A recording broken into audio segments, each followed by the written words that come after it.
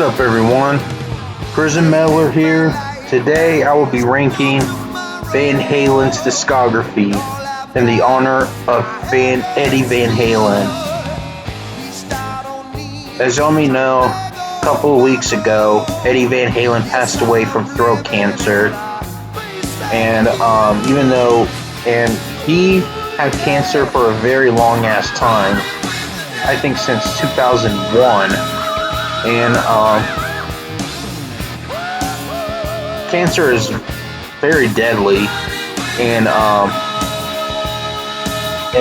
yeah, I'm doing this as the honor of Eddie Van Halen. He is one of the best guitar players of all time, whether it's rock or non-rock. He is definitely the best at playing solos. He will surely be missed. And in the honor of him, I will be ranking all 12 Van Halen albums from worst to best. So let's go ahead and get started.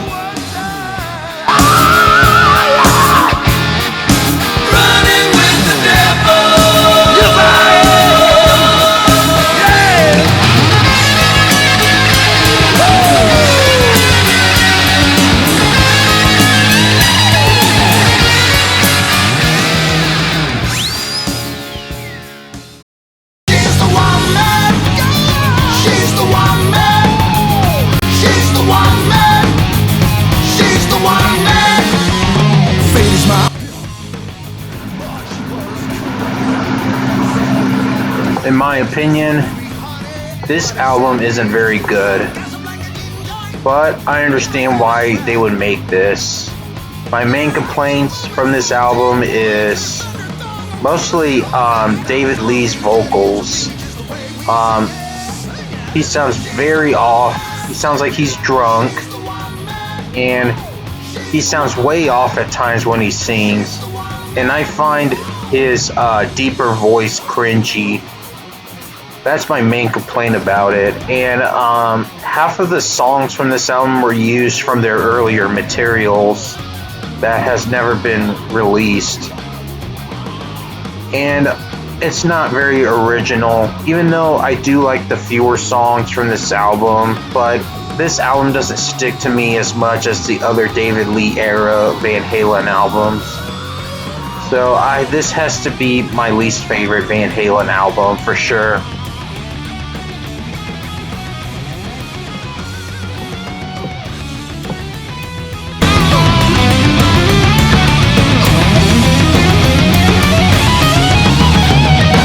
Something to regret tomorrow morning. This suburban garage at Wild was worth exploring. Yeah, dreams come true, but it remains to be said. By the time money usually do is no longer made. She got a doorbell sign, you better bring it, but don't ring it. She's the one man. She's the one man. She's the one man.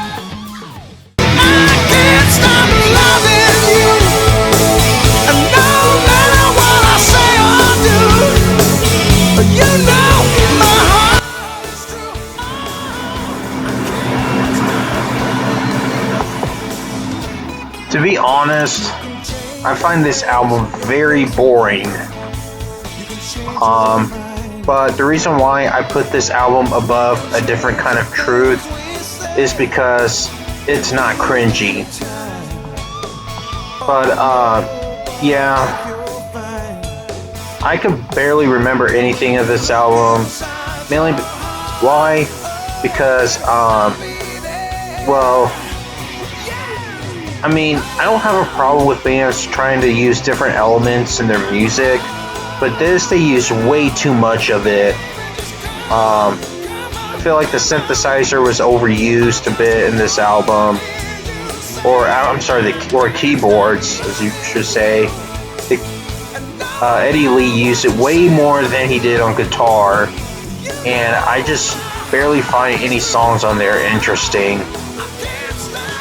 Like I said before, I think this album is a bit better than A Different Kind of Truth. It's because it's not cringy at all.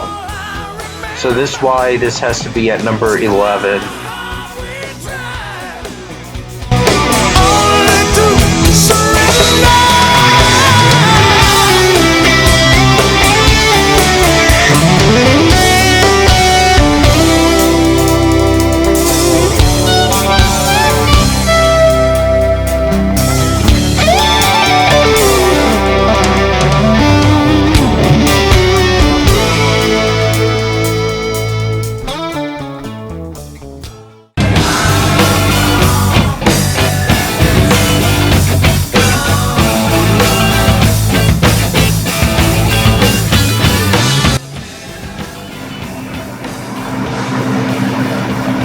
I know this may piss some people off or controversial for not putting this album as their worst, but for me, I don't think this album is necessarily as bad as many people say it was, but I'm still not a fan of it.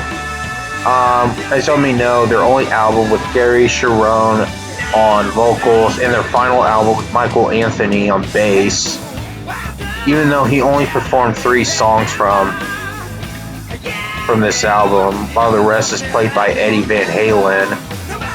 But I don't really, like I said before, I don't really necessarily think it's as bad as many people say it was. But like I said, I'm not a fan of it. But I do find some experimentations with this album, and like I kind of find there's a few interesting moments from it, but most of all it's just mainly filler.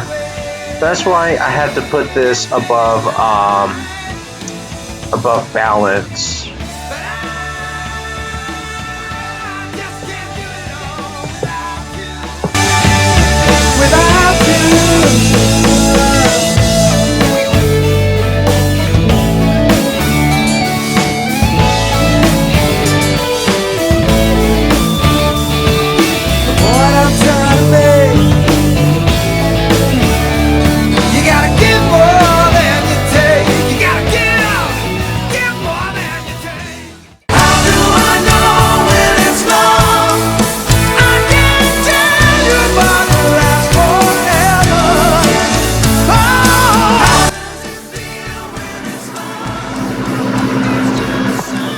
Alright, now, in my opinion, this is my least favorite Van Halen album in the 80s. Excuse me. Now, I do think there is some few highlighted materials. I definitely love the first 3 songs from this album. And, Cabo Wabo should not even be close to 7 minutes. It should be like 4 to 5 for me. I don't know why they would have to make this song 7 minutes. Finish What You Started is kind of boring. It's just country sounding music. But in Black and Blue, that's another great song as well. That song kind of, I don't know, kind of remind me of Hot for Teacher, but it was sung by Sammy Hagar. But, yeah, 50-50 album for me, but it's not really close to my favorite.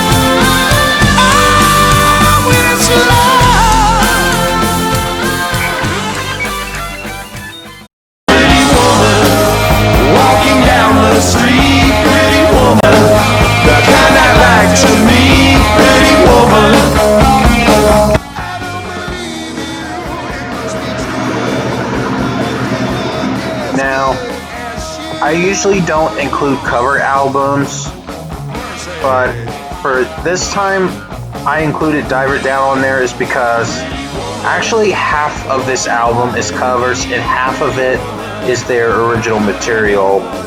So, yeah, half of this album is covers. So, that's why I decided to include this album on there. But as all may know, I'm usually not a fan of cover albums. But for this one, I really do like some of the cover songs, like Pretty Woman, Where Have All the Good Times Gone, Dancing in the Street. And there's some original well, like I said before, half of this album is a cover and half of it is original material. But it does have some great songs, but it's not really my favorite by them. But I do have fun listening to it, especially from Eddie Van Halen's guitar playing.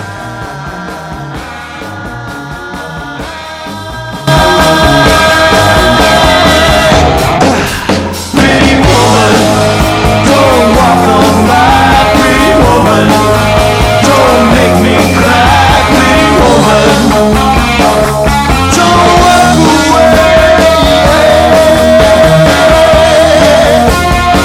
Okay, if that's the way it must be.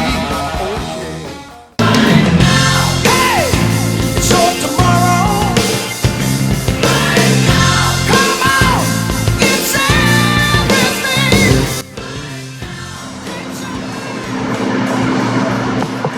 Now, this is a fairly underrated Van Halen album, and it's probably my favorite Van Halen album in the 90s. There's a lot of catchy songs on there. It may not sound like Van Halen 100%, but it does stick out at times, though. Especially the song Pound Cake, which Eddie Van Halen is insane on that one. He used this electric drill. He used the electric drill as an instrument, which is pretty cool, the way he used it. It got some originality and some pretty highlight moments on it. But, I mean, it's not a perfect album, but it's definitely worth listening to.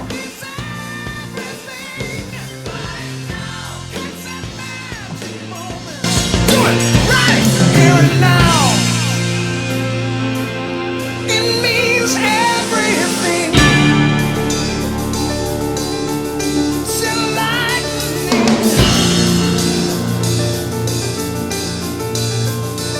now. What are you waiting for?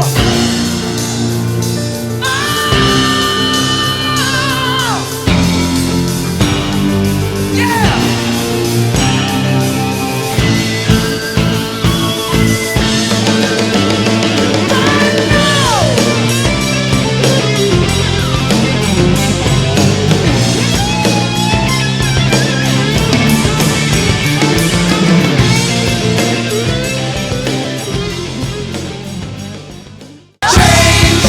Nothing stays the same. Unchanged.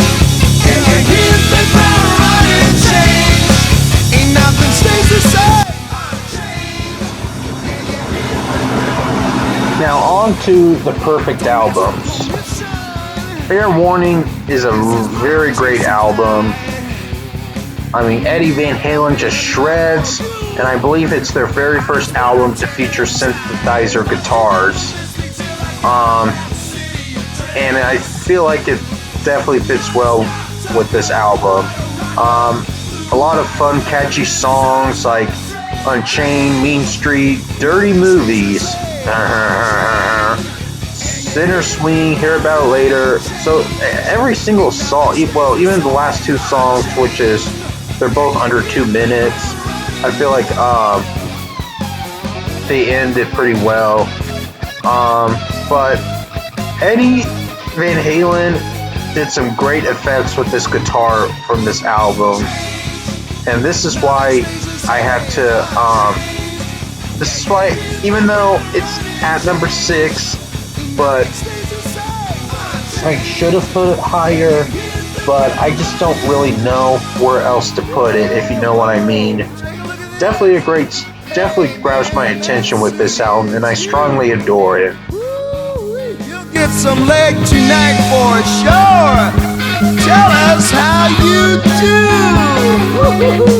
Come on, Dave, give me a break. Hey, one break coming up.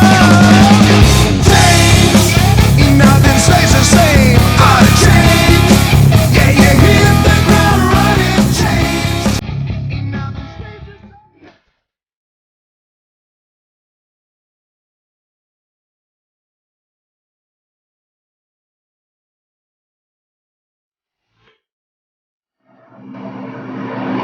In my opinion, this is my favorite Van Halen album in the Sammy Hagar era. I mean, his singing, his voice is just perfect, and I feel like the synthesizer fits perfect with this album too.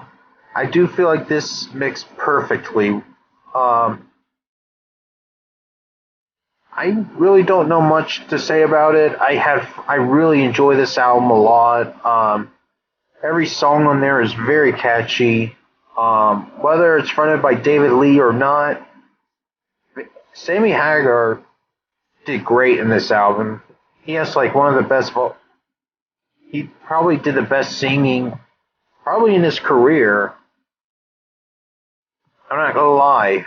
This is easily my favorite Van Halen album in the Hagar era, for sure.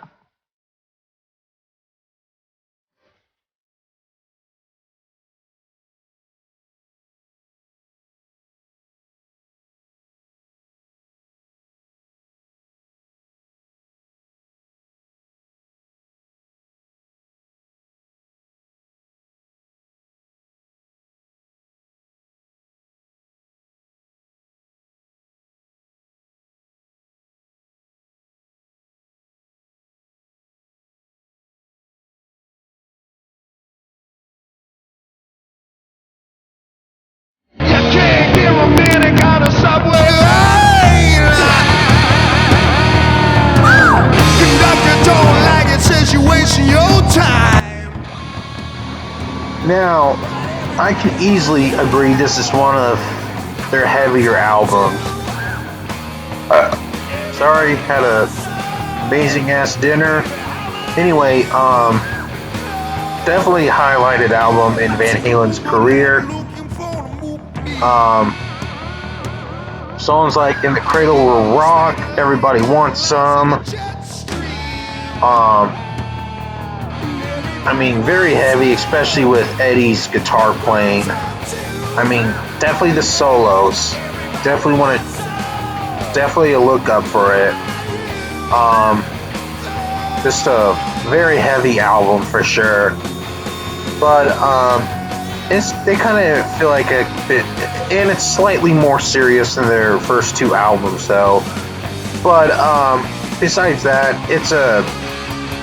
it's just very great instrumentation, like perfect instrumentation, very heavy, and definitely fun to listen to.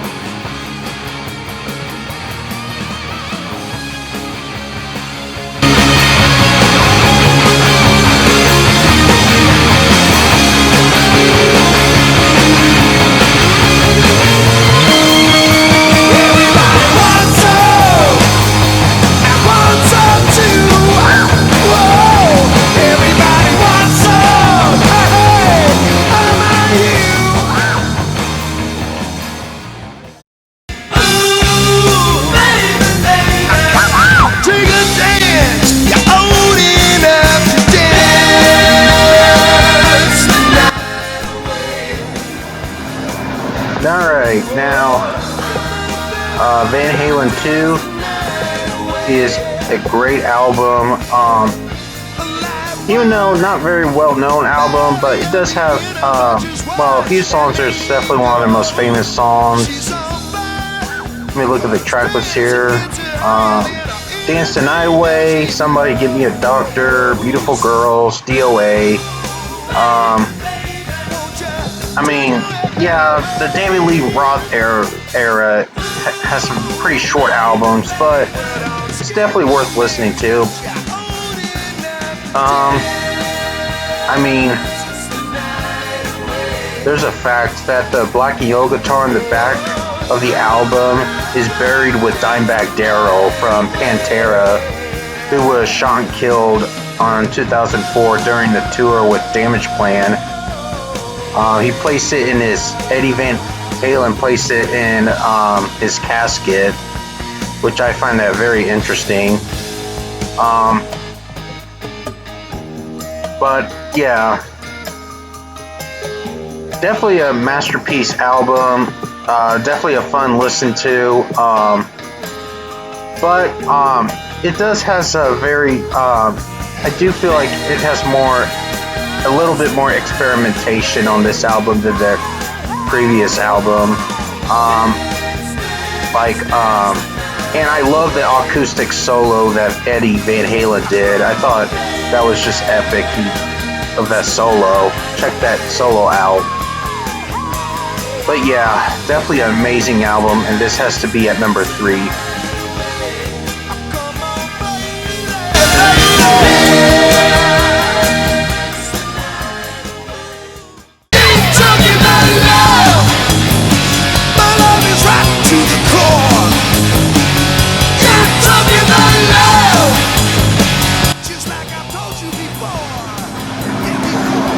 This is another one of the best debut albums of all time. The title track, self-titled.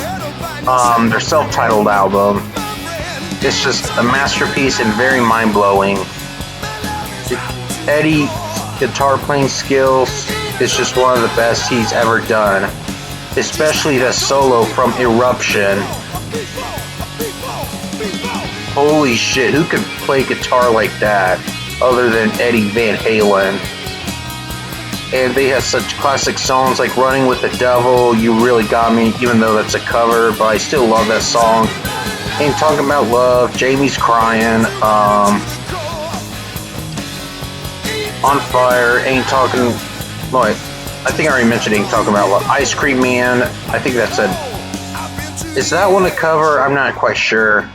But I love every single song from it, including the guitar solo interlude, which is epic as fuck.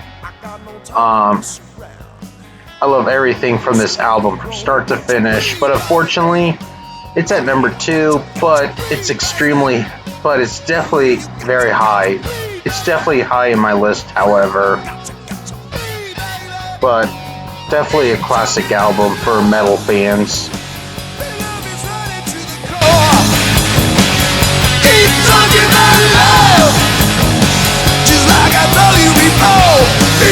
People, keep talking about love.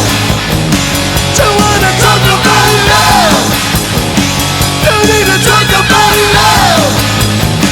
You gonna talk about love. You know.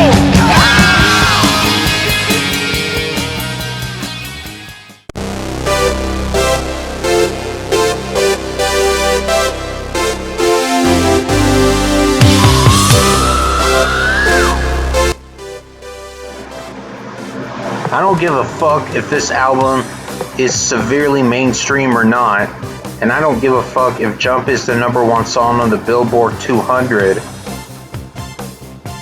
It's way better than this garbage ass music today. But anyway, this is an amazing album, and I don't care how mainstream it is. It's a masterpiece album. 1984 is easily one of my favorite metal albums of all time. I definitely love the synth sounding on this one.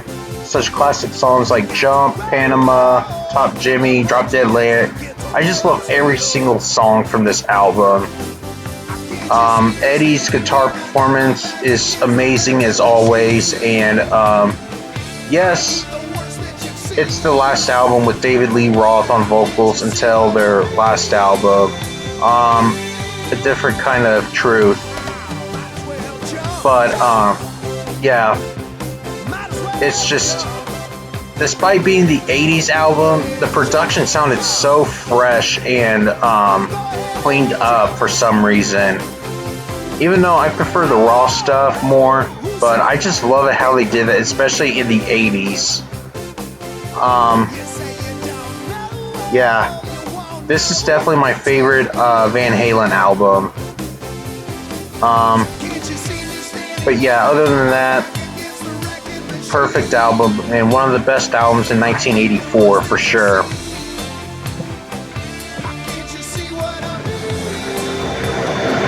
Alright, that's my ranking for Van Halen. And what is your Van Halen ranking? Let me know in the comments.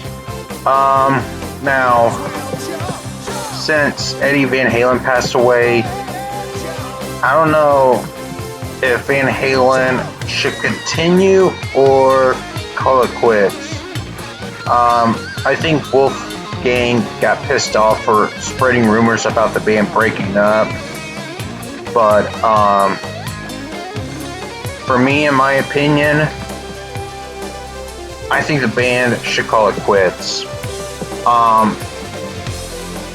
That's just me. I don't think there's gonna be a Van Halen without Eddie. That's just my thoughts. I think they should call it quits. So yeah. But that is my ranking for them, and yeah, like I said before, what's your ranking on them? And the next album that I'm gonna do, originally I was gonna do Deftones, but then I was requested to do Exodus, which I already had listed. Actually, mainly Mark the Punk Gamer. He is doing Slipknot. I requested him to do that last year, and he didn't want to. But unfortunately, he changed his mind, and he's going to do it. So in that return, I'm going to do Exodus sooner. So Exodus will be next after Van Halen. So until then, I'll see y'all next. The fuck was that? That is the end of my video, and I'll see y'all next time. Peace out, and R.I.P. Eddie.